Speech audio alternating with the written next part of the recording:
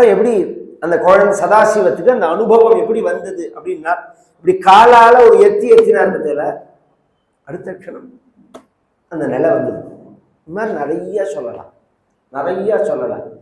எத்தனையோ நான் தியானம் பண்ண முயற்சி பண்ணி ராமனை பார்க்கணும்னு முயற்சி பண்ணி எனக்கு ராமன் தெரியல.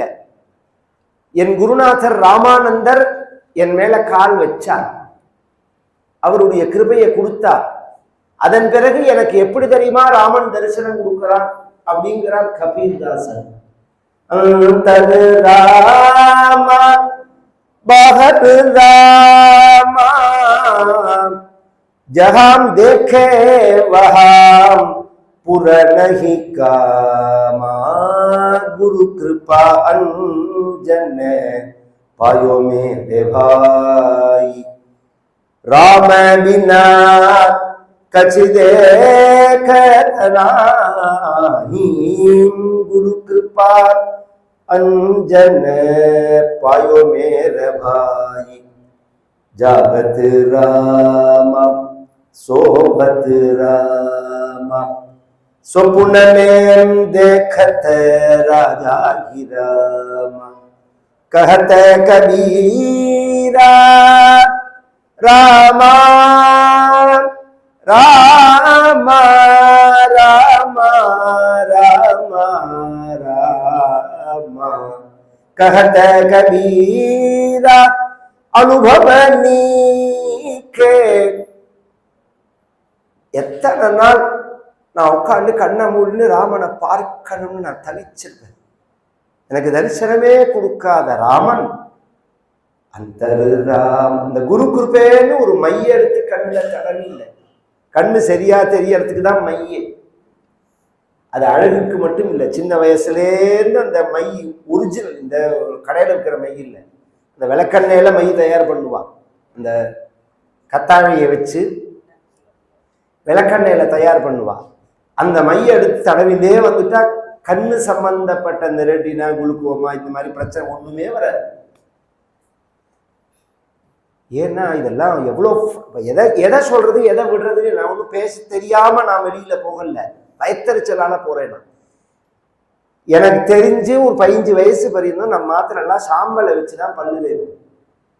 இன்னைக்கு எத்தனை ரூபா ஹதம் அது. ஒரு பெறையில ஒரு பக்கத்துல விபூதி இருக்கும், ஒரு பக்கம் சாம்பல் இருக்கும். சாம்பலை வச்சுதான் பல்லு தேய்ப்போம். இந்த சாம்பலை தேய்க்க கூடாதுங்கிறதுக்காக பேஸ்ட் கம்பெனிலாம் சாம்பலையா தேய்ப்பனி, உப்பையா தேய்ப்பனி, கல்லையா தேய்ப்பனி, மண்ணையா தேய்ப்பேன்னு நம்மளை பரிகாசம் பண்ணி வெளியில கொண்டு வந்துட்டு இப்போ உன் பேஸ்ட்ல உப்பு இருக்கான்னு கேட்கறான், சாம்பல் இருக்கான்னு கேட்கறான். எவ்வளவு ஃப்ராடுங்கிறதுக்காக சொல்ல வரேன். அது மாதிரி இந்த மை ரொம்ப ஈஸியான விஷயம். குழந்தைகளுக்கு ஒரு 3 வயசு வரையும் விடுற மை அழகான ஒரு வயசான பாட்டிமாவெல்லாம் கேட்டா சொல்லுவா. அதை எப்படி தயார்? ஒரு நாள் ராத்திரி முழுக்க ஏற்றி வச்சா போறோம். விளக்கெண்ணையில ஏற்றிட்டு வெங்கலவான இதை அண்டாவை பித்தளை அண்டாவை குளிச்சுனா உள்ள முழுக்க அப்படியே பத்தையா வரும். அதை எடுத்து குழைச்சு மை கூட்டுறதும்பாரு. அவ்வளோ நல்லது. அதை சொல்றார். அந்த குரு கிருபை இது சாதாரணமே கண்ணு நன்னா தெரியறதுக்கு. இந்த குரு கிருபைங்கிற மைய எடுத்துன்னு தடவின உடனே அந்தரு ராமா பாகரு ராமா சொப்புனமேம் தேக்கத்த ராஜாஹி ராமா. எனக்கு உள்ள ராமன், வீழ்ச்சில் இருக்கிறதே ராமன், தூங்கறதே ராமன், சொப்பனத்துல ராமன். இதுக்கு யார் காரணம்னு கேட்டான். என்னோட சாமர்த்தியமா என் குருநாதனோட கிருபை அப்படிங்கிறார். அது மாதிரி மணிவாசகர் கால் பட்ட அடுத்த க்ஷணம் நான் என்ன இருந்தேன், எந்த நிலையில இருந்தேன், எத்தனை படிச்சு வராத அனுபவம் மெய்யே உன் பொன்னடிகள் கண்டின்றி வீடுற்றேன் அப்படிங்கிறார். இதெல்லாம் வராத அனுபவங்கள்லாம் உன் சரண ஸ்பரிசப்பட்ட மாத்திரத்தினால எனக்கு கிடைச்சதே குருநாதா அப்படின்னு அவர் பாடினதுக்கு சிவபுராணம்னு பேரு. அப்ப பகவான் வாக்குனால அவர் சொன்ன வார்த்தை மணிவாச்சகா. முதல் நாள் ஒரு கேள்வி கேட்டேன்னு, இவர் பேர் மணிவாச்சகரா மாணிக்க வாச்சகரான்னு. ஒருத்தர் அழகா பேசினா, மணிமணியா பேசினா மணிமணியா பேசுறார் அப்படின்னு தான் சம்ஸ்கிருத தமிழ்ல சொல்ற வழக்கம். மாணிக்கமா பேசினார்னு சொல்லுவாங்க. ஏன்னா நம்மளுடைய வார்த்தைகள் தேஞ்சாலும் உண்மையை திருப்பி கொண்டு வரணும். நாம் சோமாசி நாயனார்னு ஒருத்தர், 63 நாயன்மார்கள்ல சோமாசி நாயனார்னு ஒருத்தர். சோமாசின்னு பேர் வருமா? சோமாசின்னு ஒரு பக்ஷணம், சோமாசின்னு பேர் வருமா? அவரோட உண்மை பேர் என்ன தெரியுமா? சோமயாஜி மாரநாயனார்னு பேர். சோமயாகம்னு ஒரு யாகம் பண்ணினார் அம்பல் திருமாலம்னு ஒரு இடத்துல. சுந்தரமூர்த்தி நாயனார்கிட்ட சொல்லி தியாகராஜ பெருமான் வரணும்னு வேண்ட, தியாகராஜ பெருமான் இது ஹிஸ்டரியில இருக்கிறதுனால அந்த வார்த்தையை உபயோகப்படுத்துற, புதுசா கலப்பி விடுறான், அதுக்காக சொல்றேன். சண்டால வேஷத்துல வந்தார். சண்டால வேஷத்துல சிவபெருமான் வர, பெரிய புராணத்துல இருக்கு இந்த வார்த்தை, அப்படியே இருக்கு. ஒரு நாயாடின்னு சொல்லுவா, நாய்களோடலாம் வர, பூஜை நடக்கிற இடத்துக்கு நாய் வரக்கூடாது, அதனால அவர்கள்லாம் இந்த பக்கம் வரக்கூடாது அப்படின்னு சொல்ல, அதையும் மீறி வர இந்த சோமயாகம் பண்ற சோமயாஜி மாறன்னு பேர் அவருக்கு, மாரநாயனார் இருக்காரு. அவர் போய் நாயாடி வேஷத்துல உள்ள சிவபெருமான பூஜை பண்ண, சிவபெருமான் தன் வேஷத்தை கலைச்சு சிவபெருமானா தரிசனம் கொடுத்த உற்சவம் இன்னைக்கும் நடக்கிறது. திருமாகாளம்ங்கிற ஊர், காரைக்கால் பக்கத்துல இருக்குது. பூந்தோட்டம் பேரளத்திலேருந்து உள்ள போகணும். அம்பல் அப்படிங்கிறத ஒரு ஊர். இந்த தமிழ்லயே நம்ம தஞ்சாவூர் ஜில்லால ஒரு வச்சனம் உண்டு, அம்பல் கழுத அம்பல்ல இருந்தானே திருமாலத்துல இருந்தான்னு. இது எங்க இருந்தா என்ன அப்படின்னு சொல்லுவார்கள். இன்னைக்கு அந்த பேச்சு விட்டுடுது, ரொம்ப பேருக்கு தெரியாது. அது இந்த இடம் தான். அம்பல் பக்கத்துல இருக்கிறது திருமாகாளம் அப்படிங்கிறது. அப்பேற்பட்டதான ஒரு ஊர். அவர் பேர் சோமயாஜி மாரநாயனார்னு பேர். அது மாதிரி வார்த்தைகள்லாம் அதுக்கு என்ன அர்த்தம்னு நாம தேடணும், தேடிதான் கண்டுபிடிக்கணும்.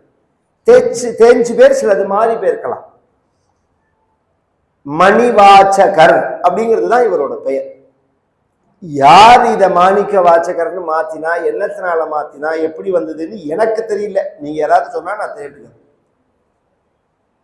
எனக்கு தெரியல. சமய சான்றோர்கள் எல்லார்த்தையுமே கேட்டேன், மணிவாச்சகர்னு தான் சொல்றான். தர்மபுரம் ஆதீனத்தை உள்பட கேட்டேன் நான், மணிவாச்சகர்ங்கிறது தான் கரெக்டான வார்த்தை அப்படிங்கிறார். பகவான் சொன்ன வார்த்தை. இந்த 2 பேருக்கு பகவான் சொன்ன வார்த்தை. இந்த 4 பேருக்குமே, சம்பந்தர், நாவுக்கரசர், சுந்தரர், மணிவாச்சகர், இவாளுக்கு இந்த பேர் வர காரணம் என்ன தெரியுமோ? ஆளுடைய பிள்ளைன்னு பேரு சம்பந்தருக்கு. 3 வயசுல பசியினால அழுத போது பார்வதியும் சிவபெருமானும் அவருக்கு முன்னாடி தோன்றி நம் குழந்தை அழகிறான்னு உறவை பகவான் காமிச்சு, நம் உறவு, நம் பந்தம்னா உறவு, சம்னா நல்ல, பந்தம் அப்படின்னா உறவு, சம்னா நல்ல, சம்பந்தன். இன்னைக்கு கல்யாணம் பண்ணா சம்பந்தின்னு சொல்றோம் பார்த்தீங்களா? சம்பந்தி, சம்பந்தின்னு தான் சொல்லணும், சம்மந்தின்னு சொல்லக்கூடாது. மந்தின்னா குரங்கு, சம்னா நல்ல, நல்ல குரங்குன்னு அர்த்தம். அதையும் கேட்டு சாப்பிட்டு போறான், அது வேற விஷயம். சம்பந்தர், சம்பந்தி, அப்படி பகவானோட ஏற்படுத்தினதுனால சம்பந்தர்னு பேர். இவரை தடுத்தாற் கொண்ட உடனே பகவான் சொன்னான், சுந்தரான்னு கூப்பிட்டான். அவருடைய பெயர் ஆரூரர்னு தான் பெயர், பகவான் தான் சுந்தரான்னு கூப்பிடுறது. அது மாதிரி மருள் நீக்கியார்னு தான் பெயர் நாவுக்கரசருக்கு. நாவுக்கரசான்னு கூப்பிட்டது பகவான் தான். அவரை கூப்பிட்டது அழகா பாடினார்ங்கிறதுனால நாவுக்கரசான் தான். அது மாதிரி வாதவூரர் அப்படிங்கிற இவரை பகவான் தான் மணிவாச்சகான்னு, அழகா மணிமணியா பேசலாம் அப்படிங்கிறதுனால மணிவாச்சகா அப்படின்னா, அதனால அந்த பெயர் நிலைச்சு போயிடு. பகவான் இவருக்காக குதிரை வியாபாரி வேஷத்துல வந்து பாண்டிய மன்னனை தலை வணங்கி, எந்த வேதம் ஆரம்பிக்கும் போதே சிவபெருமான நமஸ்காரம் பண்ணிட்டு தான் ஆரம்பிக்கிறது. வேதத்துல எத்தனை சூக்தங்கள், எத்தனை மந்திர பாகங்கள் இருக்கு. எந்த பாகங்களுக்கும் இல்லாத பெருமை ஸ்ரீருத்ரத்துக்கு உண்டு. என்னத்தினால அப்படின்னா, நமஸ்தே ஆரம்பமே அப்படிதான். நமஸ்தே ருத்ரமண்யவ உதோத இஷவே நமஹ. இது ஒரு ஆச்சரியம் என்னன்னா, நமோ ஹிரண்ய பாகவே சேனான்யே திசாஞ்ச பதயே நமஹ. உபயதோ நமஸ்காரம்னு சொல்லுவா சம்ஸ்கிருதத்துல. முன்னாடியும் நமஸ்காரம், பின்னாடியும் நமஸ்காரம். இப்படி நமஸ்காரம் பண்ணி பண்ணி பண்ணி தான் வேதம் பேசுறது. சிவபெருமானை பத்தி பேசும்போது சிவபெருமானுக்கு லட்சணமே இந்த நமஸ்காரம் தான். பரதநாட்டியம் இருக்கு பத்தில, பரதநாட்டியத்துல நாட்டியம் ஆடுறதே டப்பாங்குத்த நான் சொல்லல, சாஸ்திரிய நாட்டியத்தை சொல்றேன். அந்த சாஸ்திரிய நாட்டியத்துல முத்திரை காமிப்பார். லக்ஷ்மி, கணபதி, முருகன், விஷ்ணு, பார்வதி, சரஸ்வதி, இப்படிலாம் அவ அந்த காமிக்கிற அந்த அபிநயத்தை வச்ச. இப்ப மகாவிஷ்ணுன்னு வச்சுக்கோங்களேன், இப்படின்னுவா ஆதிசேஷன்ல படுத்துட்டு இருக்கா மாதிரி. முருகன்னா இப்படி, ராமர்னா இப்படிம்பா, முருகன்னா இப்படிம்பா, ராமர்னா இப்படிம்பா, எப்படியோ ஒரு காமிப்பா. இந்த சிவபெருமானுக்கு வரத்தே அங்க என்ன முத்திரை பரத மகரிஷி சொல்லியிருக்கார் தெரியுமோ? எப்படி காமிப்பா? இப்படி காமிப்பாளா? இப்படிமா, இப்படிமா, இப்படி தலைக்கு மேல கையை வச்சு காமிச்சா அது சிவபெருமான் அர்த்தம். மற்ற தெய்வங்களுக்கு தான் அந்த வடிவத்தை காமிக்கிறது. பரமேஸ்வரனுக்கு வரத்தை இப்படிதான் காமிக்கணும். பரத மகரிஷி சொல்றார். ஏன்னா வேதமே அப்படித்தான் சொல்றது. எல்லாத்துக்கும் நமஸ்காரத்தை பண்ணி பேசுறது வேதம்.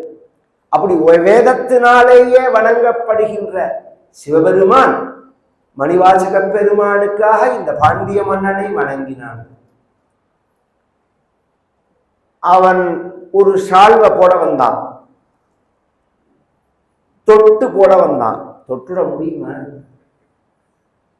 எல்லாருக்கும் தொடுறதுக்கு, போற வரவெல்லாம் தொடுறதுக்கு இதெல்லாம் இதுல எக்ஸிபிஷனா நடக்கிறது. பகவான் சாட்ட கம்பை நீட்டினார். அவன் கொடுக்குற அந்த சால்வையை சாட்ட கம்பால ராஜா அவனோ ஆத்திரம் வந்துருத்து. உடனே மணிவாசகர் சொல்றார், அது அந்த தேச கல்ச்சர்ன்ட்டான்.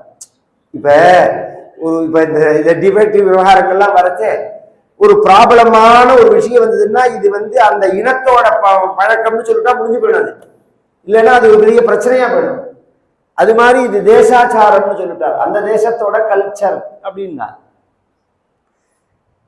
ஆயிரக்கணக்கான குதிரைகள் பிரமிச்சு போயிட்டான் பாண்டியன். அது மாதிரி அவன் பார்த்ததே கிடையாது. அதனால அதை விட்டே அவன் அண்ணன்ற நகரல்ல அது கூட இருந்து இந்த குதிரையை பார்த்து இது என்ன பல்லு, அது என்ன பல்லு, இதுல என்ன சுழி இருக்கு, அதெல்லாம் அந்த இதுக்கு கதைக்கு சம்பந்தம் உள்ளதுதான். ஆனா இன்னைக்கு தேவையானு தெரியாது, இருந்தாலும் சொல்லிட்டு போறேன். நான் குதிரை மூச்சு காத்த வச்சுட்டு அதோட குவாலிட்டியை சொல்லலாம்.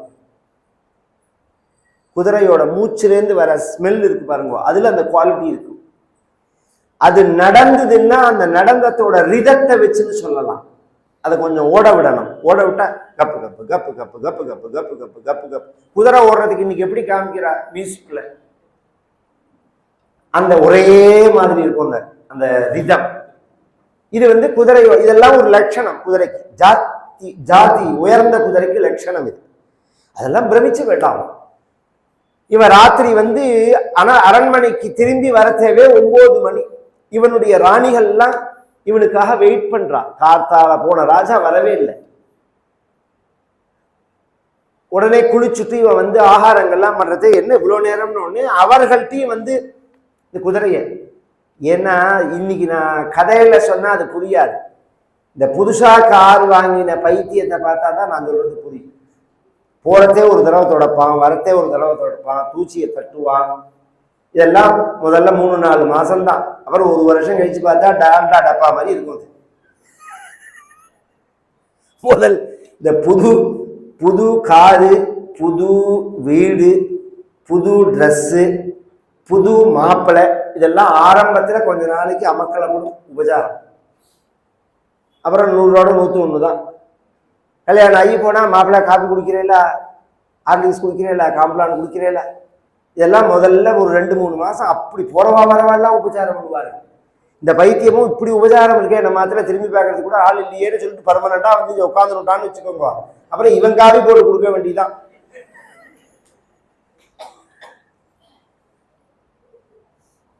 அது மாதிரி இந்த புதுசா உள்ள கார் பைத்தியத்தை பார்த்தா தானே நான் சொல்றது புரியும்.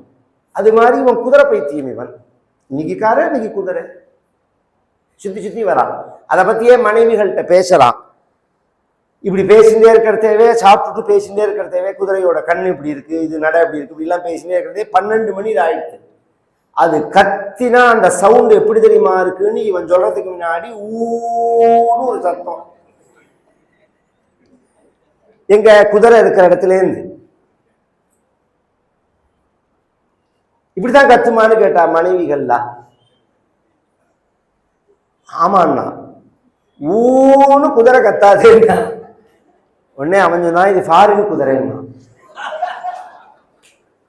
ஃபாரின் குதிரை, அதனால அப்படிதான் கத்தும் அப்படின்னா.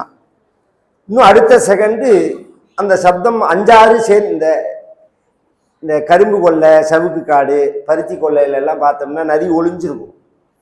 சாயங்காலம் 6 மணி ஆன உடனே ஊர் எல்லைன்னு ஒன்று சத்தம் கொடுத்ததுன்னா மொத்தமா ஆரம்பிக்கும் எல்லாம் இந்த ஊழையிடுறதுக்கு. அது மாதிரி எல்லாம் மொத்தமா கத்தின உடனே தான் இல்லையே இது நதி ஊழையிடுற மாதிரின்னா இருக்குன்னு ஓடிவே பார்த்தா எல்லாம் நிறைய போயிடுது. ஏன்னா காலங்காலத்தால எப்ப பிடிச்சானோ தெரியல பகவான். இதெல்லாம் கார்த்தாலேருந்து அதெல்லாம் ஃபாஸ்டிங் பட்னி கிடக்கு. குதிரையா உருமாத்தி கொண்டு வந்து அதை குளிப்பாட்டி அதுக்கு முன்னாடி புல்ல போடுறான், கொல்லை போடுறான். அதெல்லாம் நான்வெஜ், பியூர் நான்வெஜ். அதெல்லாம் இதை தொடவே தொடாது. புள்ளையும் கொல்லையுமா தொடும். அது கார்த்தாலேருந்து ஒரே பட்னி. அந்த 12 மணி 15 தான் ஒப்பந்தம். இந்த கான்ட்ராக்டர் உள்ளவாழ்க்கெல்லாம் பார்த்தா தான் நான் சொல்றது புரியும். இந்த கான்ட்ராக்ட் முடிஞ்சு போச்சுன்னா அப்படியே தூக்கி போட்டு போடுவான். நம்ம சேர்ல உட்கார்ந்தா கூட தள்ளி விட்டு சேர் எடுத்துன்னு போடுவான். அது மாதிரி 12 மணி ஆன உடனே எல்லாம் உருமாறினதோட இல்லாம பசியா இருக்கிறதுனால ஏற்கனவே லாயத்துல உள்ள பழைய குதிரையெல்லாம் தின்னுட்டு போயிடுது. கடிச்சு குதிரை தின்னுட்டு போயிடுது. மணிவாசகரை பிடிச்சி திருப்பி அடிச்சு உடம்பெல்லாம் எண்ணெய் தடவி ஆத்து மணல்ல வைகை ஆற்றுல உருட்டி விட பகவான் அந்த சூடு அவர் மேல படாம இருக்கிறதுக்காக பகவான் என்ன பண்றான் அப்படின்னா, வைகை இருக்கு பாருங்க, அந்த நதியோட பெயர் என்ன தெரியுமோ? கிருத்தமாலான்னு பேர். ஒரிஜினல் பெயர் அதுக்கு கிருத்தமாலா அப்படின்னு தான் பெயர். பண்டைய நூல்கள்ல பார்த்தா கிருதமாலான்னு குறிப்பிட்டிருக்கும். அது வைகைங்கிற பெயர் எப்ப வந்ததுன்னா மீனாட்சி கல்யாணத்துக்கு அப்புறம் தான் வந்தது. இந்த கும்போதரன் வந்து ரொம்ப தாகமா இருக்குன்னு சொல்லும் போது மேல கதையில வரும், இந்த கிருதமாலால போய் வைகை அப்படின்னார் பகவான். கைய வெயின்னார், கைய வைச்சு தண்ணி குடின்னு அர்த்தம். அவன் நம்ம குடிக்கிற மாதிரி குடிக்கிறவன்ல, அவன் மொத்தமா குடிச்சுட்டான். அதுக்கப்புறம் வைகையில ஜலமே கிடையாது. இன்னி பிறந்த வைகையில ஒழுங்கா தண்ணி வரதே கிடையாது. இந்த வைகைக்கு இன்னொரு ஸ்பெஷாலிட்டியும் உண்டு. என்னன்னா எல்லா நதியும் சமுத்திரத்துல கலக்குமோனோ, வைகை சமுத்திரத்துல கலக்காது. வைகை போய் ஒரு ராமநாதபுரத்துல ஒரு ஏரியில போய் நின்றுடும் அந்த நதி, அதோட நின்றுடும். அதுக்கப்புறம் சமுத்திரத்துக்கு போகாது. இப்படி எல்லாம் சில சாஸ்திரியமான, அதுல நிறைய விஷயம் இருக்கு, அதுக்காக சொல்றேன். சாஸ்திரியமான ஒரு மகிமைகள்லாம் உண்டு. அந்த வைகையில ஜலம் வருது. ஜலம் வந்தா இத்தனை நாளா ஜலம் வந்ததே கிடையாது. இன்னைக்கு என்னன்னா அப்படி ஒரு ஜலம். இத பார்த்த உடனே ராஜா சொல்லிட்டான், மதுரையே மூழ்கி போடுங்கிறதுனால இந்த கவர்மெண்டோட ஒரு சுபாவம் என்னன்னா, நம்மளை காப்பாத்துறேன்னு தான் அவன் சொல்லுவான். ஒரு பிரச்சனைன்னு வந்ததுன்னா அவன் காலை பரப்பின்னு நம்ம கிட்ட உதவி கேட்பான். பெரிய ஆபத்துன்னு வந்து பப்ளிக் மக்கள் தான் உதவி பண்ணணும்பா. வாஸ்தவம் தான். பேரிடர்கள்லாம் வரத்தே கவர்மெண்ட் எந்த அளவுக்கு மேன் பவர் அதுகிட்ட இருக்கும் முடியாது. அப்ப பப்ளிக்கோட ஒரு ஒத்துழைப்பு தான் அதை எதிர்பார்த்தாகணும். ராஜா என்ன பண்றான், எல்லா மக்களும் இந்த வைகை நதியை ஒட்டி கரையை பலப்படுத்துறதுக்கு வீட்டுக்கு 10 அடி மண் வெட்டி கொட்டணும்ட்டான். மண்ணை வெட்டி கரையை பலப்படுத்தணும்ட்டான். அந்த ஊர்ல ஒரு வந்திய அப்படின்னு ஒரு கிழவி, புட்டு விற்கிறவளவன். வந்தி வந்திய அப்படிங்கிறது தான் சம்ஸ்கிருதம். வந்தின்னு தமிழ்ல சொல்லுவாள். என்ன அவ பேரு வந்தி அப்படி அர்த்தம் இல்லை. கணவனும் இல்லை குழந்தையும் இல்லாதவளுக்கு வந்தியன்னு பேர் சம்ஸ்கிருதத்தில். அவளுக்கு வந்தின்னு பேரு தமிழ்ல சொல்லுவார்கள். அவள் அந்த காலமும் கண்ணியமா வாழ்வாள், கண்ணியமா வாழ்வாள். அதெல்லாமும் ஒரு காரணம். நம்ம வயசான பாட்டி எல்லாம் அந்த காலத்துல ஆத்துல பாட்டியோட இருந்தவாளுக்கு நான் சொல்றது புரியும். தாத்தா பாட்டி இருக்கு பாருங்க, ஒரு நிமிஷம் சும்மா இருக்க மாட்டாவா. இதை பண்ணி அந்த காரியத்தை பண்ணி அந்த காரியத்தை பண்ணி இதை உணத்திரன்னு ஆரம்பிச்சு அதை புழியறேன்னு ஆரம்பிச்சு உன்னாலதான் முடியலையோனும் குளிச்சுட்டு வந்து புடவைய முடியாம புழிவா. நீ புழியாத பாட்டி, நான் உனக்கு புழிஞ்சு தரேன், பேசாமறா, உடம்பு இருக்கிறவர் தான் வேலை செய்யணும். இப்படி ஒரு வேச்சையே இன்னைக்கு கேட்க முடியாது. வேலை செய்யாம சாப்பாடு கொடுத்தா போறோம்னு தான் எல்லாரும் நினைக்கிறோம். வேலை செய்யணும்டா, வேலை செய்யாம இருக்கக்கூடாது. அதனால என்ன ஆச்சு அப்படின்னா சௌக்கியமான வாழ்க்கை, ஆரோக்கியமா இருந்தது, க்ஷேமமா.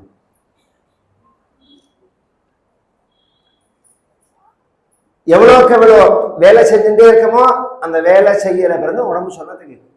அதான் அது உள்ள ஸ்பெஷாலிட்டி. வேலை உடம்பு சொன்னது கேட்கும். நீங்க வேலை செய்யாம உட்காந்தா உடம்பு டவுன் ஆயிடும். இவ புட்டு வித்து அந்த புட்டை வியாபாரம் பண்ணி அதுல அவளும் ஜீவிச்சுட்டு இருக்கா. புட்டுன்னு தமிழ்நாட்டுக்கே உள்ள ஸ்பெஷலான ஒரு டிஃபன், அது ஒரு ஒரு ஐட்டம், அது பதார்த்தம். சம்ஸ்கிருதத்துல பதார்த்தம்னு சொல்லணும். இது மற்ற தேசங்கள்ல கிடையாது.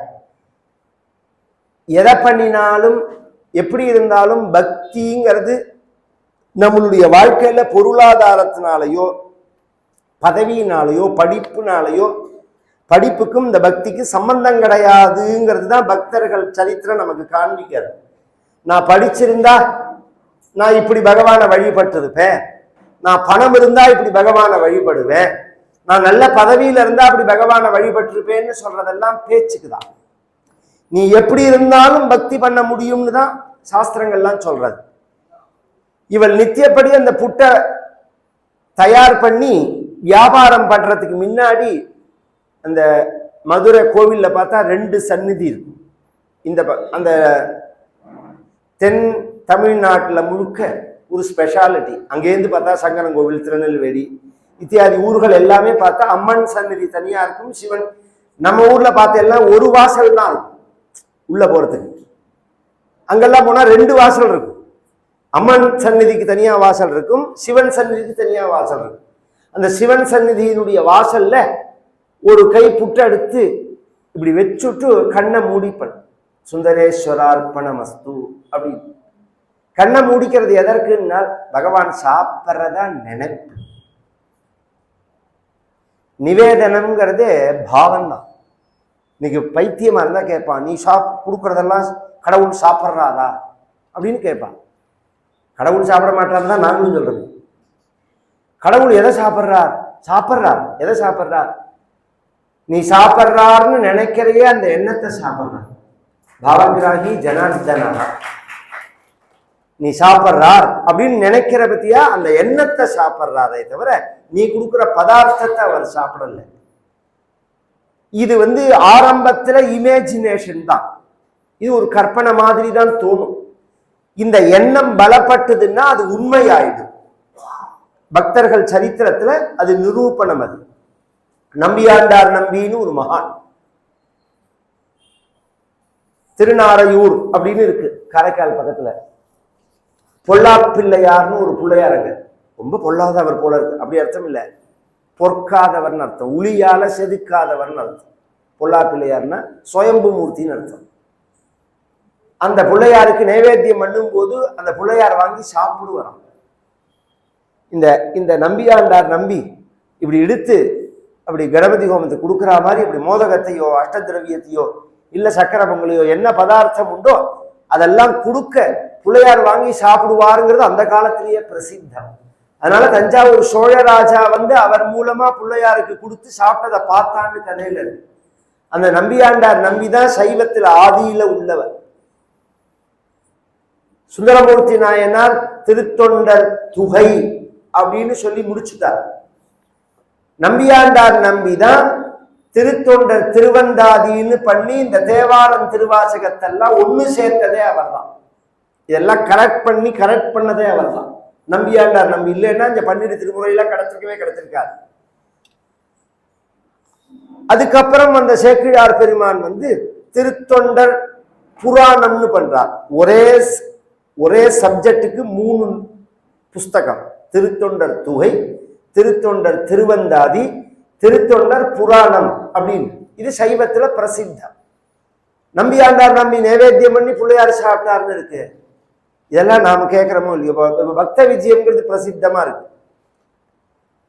அதெல்லாம் நான் தோஷம் சொல்லவே இல்லை. ஆனா ஒண்ணு சொல்லணும், இந்த பக்த விஜயம் பிரபலமானது எல்லா ஜனங்கள்ட்டையும் பிரபலமானதுக்கு மூல காரணமே அண்ணாதான், கிருஷ்ணபிரேமி அண்ணாதான். அதுக்கு முன்னாடி பஜன சம்பிரதாயத்துல உள்ளவாளுக்கு தான் அது தெரியும். இந்த பக்தர்கள் சரித்திரம் பஜன சம்பிரதாயத்துல உள்ளவாளுக்கு தான் தெரியும், சாதாரண ஜனங்களுக்கு தெரியாது. இது பிரசித்தமானதே கிருஷ்ணபிரேமி அண்ணாதான். ஆனா அவர் சொல்லும் போது இது மாதிரி ஒரு சரித்திரங்களை வைஷ்ணவ சம்ஹிதைன்னு எனக்கு எழுதுறதுக்கு காரணமா இருந்ததே நாயன்மார்கள் சரித்திரம் தாங்கிறார். ஏன்னா நாயன்மார்கள் சரித்திரம் பெருசா எழுதியிருக்கார் சேக்கிழார். அகஸ்தியர் ஒரு புஸ்தகம் எழுதியிருக்காரு, அகஸ்திய பக்த விலாசம்னு பேரு. அது அவுட் ஆஃப் பிரிண்ட், ரொம்ப பேருக்கு கிடைக்காது. எங்கள்கிட்ட எல்லாம் இருக்கு அந்த புஸ்தகம். உபமன்யு பக்த விலாசம்னு இன்னொரு புஸ்தகம் இருக்கு. இந்த நாயன்மார்கள் சரித்திரமே 2-3 புஸ்தகம் இருக்கு. அந்த அகஸ்திய பக்த விலாசம் 2 அத்தியாயம் 3 அத்தியாயத்துல ஒரு பக்தாளுடைய சரித்திரம் சொல்லப்படும். அந்த சிஸ்டத்துல நான் இதை எழுதியிருக்கேன்னு அண்ணா சொல்றார். அந்த பக்தர்களை பத்தி சொல்லும் போது இங்க என்ன இல்லைன்னு கேட்கிறார் அண்ணா. இப்ப இந்தியா முழுக்க உள்ள பக்தர்களை ஒரு பக்கம் நிறுத்திட்டு தமிழ்நாட்டுல உள்ள நாயன்மார்கள் ஆழ்வார்களை நிறுத்தினா இதுதான் தட்டு அமுங்கி இருக்குங்கிறார். அந்த அளவுக்கு பக்தர்கள் இஞ்ச. இப்ப நம்பியாண்டார் நம்பிகள் சாப்பிட்டா பொறுமம், நம்பியாண்டார் நம்பிகள் சாப்பிட்டா மாதிரி நாமதேவர் நைவேத்தியம் பண்றதே பகவான் சாப்பிடலையா? நாமதேவர் நைவேத்தியம் பண்றதே பகவான் சாப்பிட்டான்னு பக்த விஜயத்துல பிரசித்தியாச்சு. இன்னைக்குமே அந்த அபங்கம் தானே நைவேத்தியத்துக்கே. நாம நைவேத்தியத்துக்கு மந்திரம் சொல்ற மாதிரி பக்த விஜயத்துல பக்தியில உள்ளவா அதை சொல்ல மாட்டா, இந்த அபங்கத்தை பாடிதான் நைவேத்தியமே பண்ணுவா. கேசவ மாதவ கோவிந்தா கோபால ஜெவித்தும் கிருபாலா பாண்டுரங்கா. இது நைவேத்திய அபங்கம். இது எதுக்கு சொல்றேன்னா இதெல்லாம் ஆதியில காமிச்சவா இவாதான்.